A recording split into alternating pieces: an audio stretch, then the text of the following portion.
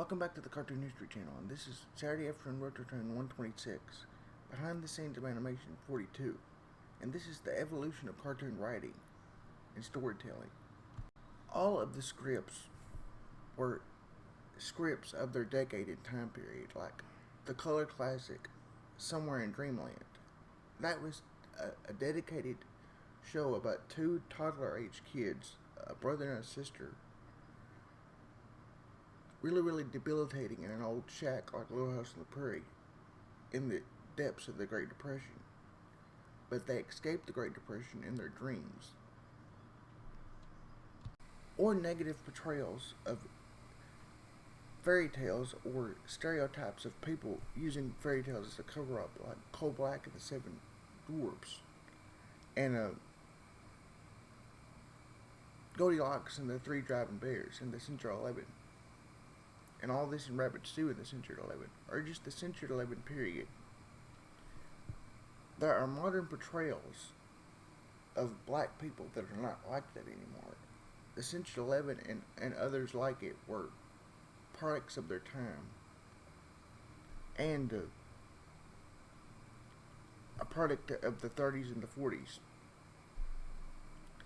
That quit around the 1960s. So much. I mean, that's when it started to quit. The late 50s and the 60s. Another thing that evolved with the stories throughout the decades, and as animation got better, the animation got better as well as the writing of the stories. Like, let's just say, in The Loud House, which is a more modern cartoon, it's been around for 10 years, it has a reputation of equality. It's got LGBT characters and biracial marriages, and everybody's included in the show. That would have never happened in the golden age of animation. It happened towards the end of the golden age of animation.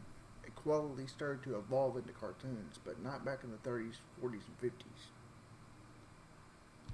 And another example of cartoon stories of their time, especially with the characters, that goes back to the Century 11 I was talking about, is ones like Sunday Go to Meeting Time, that stereotype races and black people and Asians and on all kinds.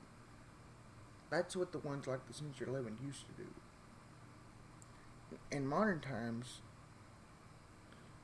people use ethnical type groups for positivity and smarts and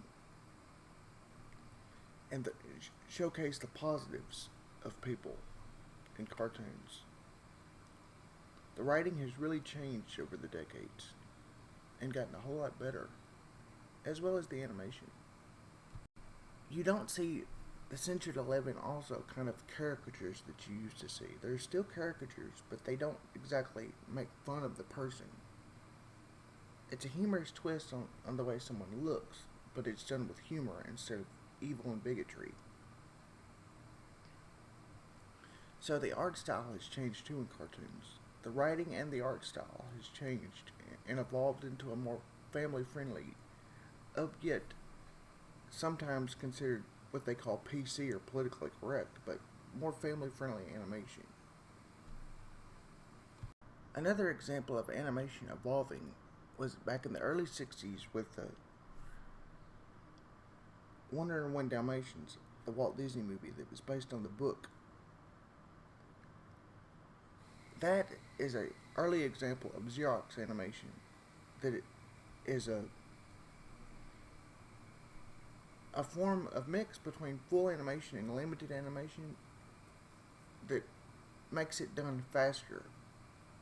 And it was still done at home, so it wasn't outsourced, because Walt Disney never outsourced, but it was a full animation, but it was done faster, so they get the project done faster.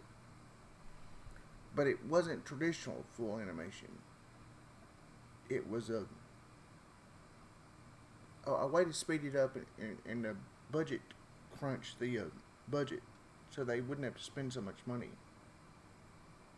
Another classic example of animation evolving to be more inclusive is this character, Miss Two Shoes, used to be Tom's owner from 1940 to 1954.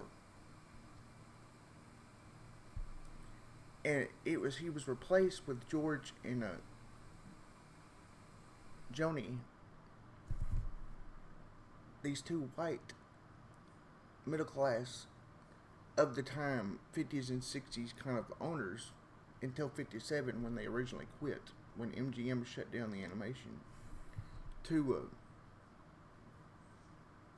be more appealing and to not be racist. They also redid some of the original Two Shoes cartoons, like Saturday Evening Puss with June Foray as a white teenager.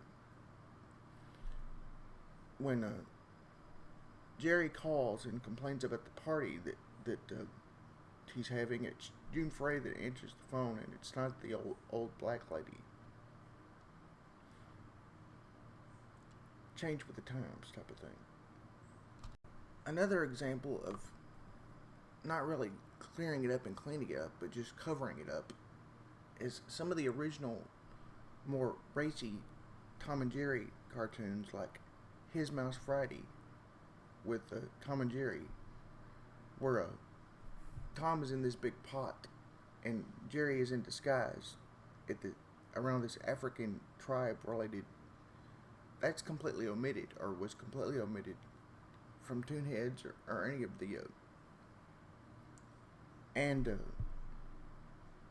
some other famous Bugs Bunny ones, like All This and Rabbits Too, was omitted from cartoon airings, and June Bugs, to be more friendly and just cover up that dark part of history. Join me next Saturday for Saturday Afternoon RetroToon 127, Behind the Scenes of Animation 43, and tell me in the comments what you want for the next video.